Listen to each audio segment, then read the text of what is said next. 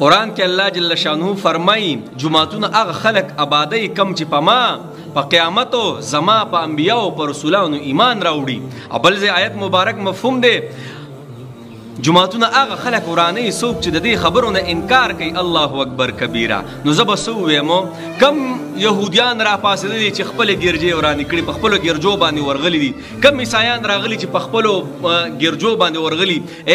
کم هندوان راغلي دي چې په خپلو بتخانه او بتپرستو باندې ورغلي او خپل بوتان او خپلې بتخانې له تکلیف رسولی دی. نو جناب زمانه دا هم پاتې نه شو، دا یو څو کسان دي ګورې ښه چې د دغې د وجې نه ډېره غټه بدنامي په دې معاشره کې پهلاو شوه. د الله بندګانو ستاسو د دې غلطۍ د وجې نه دا ګوره ټول نه دي، دا یو څو کسان دي ګوره د الله بنده زه به خپل لیډر سره محبت کوم وکړه، بالکل بېشکه محبت وکړه. دا اسلام جمهوریه پاکستان دی، بالکل خپل لیډر سپورټ کوئ، خو دومره مخکې هم نه جناب چې زه پکې د الله حدود کراس کما، زه پکې هغه ځمکې کراس کما کومې ځمکې چې جمدی دي الله اکبر کبیره، زه هغه ځمکې کراس کما چې نبی علیه الصلاة والسلام فرمایي چې په ټولو کې د زیاتې په مخ د ځمکه باندې د الله جل شانه ته زیاتې محبوبې ځمکې دا د جوماتونو ځمکې دي. او دا جمدی ځمکې چې دا ګورې مړې نه دي، په قلاره قلاره به پکې ځې ګورې. او د ټولو نه مبعوث ترین چې کومې ځمکې دي هغه جناب هغه بازارونه دي. الله اکبر کبیره.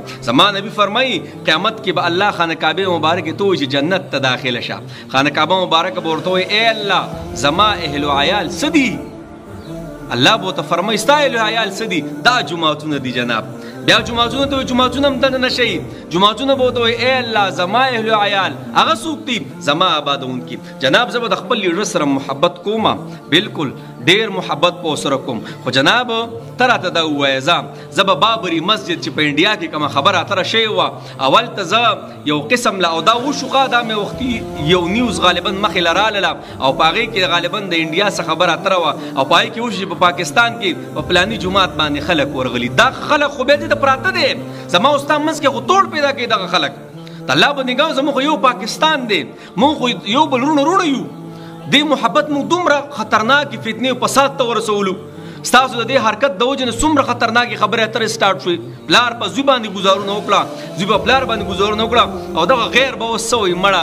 زه په خپله مسلمان په خپله چې کوم ځای کې زما سجده لګي هغې ته ننوتم او په هغې کې مې توړ پوړ وکړو. او بیا جناب که یو عالم غلطي کړي مثال کې طور پر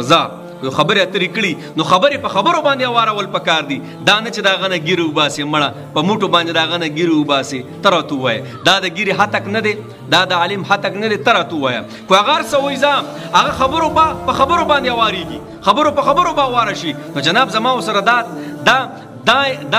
دا یو طاقت او دا اجازت ماله څوک راکوي زلته زما او په خپل جومات چې زما کلام پاک پکې پروت دی مړه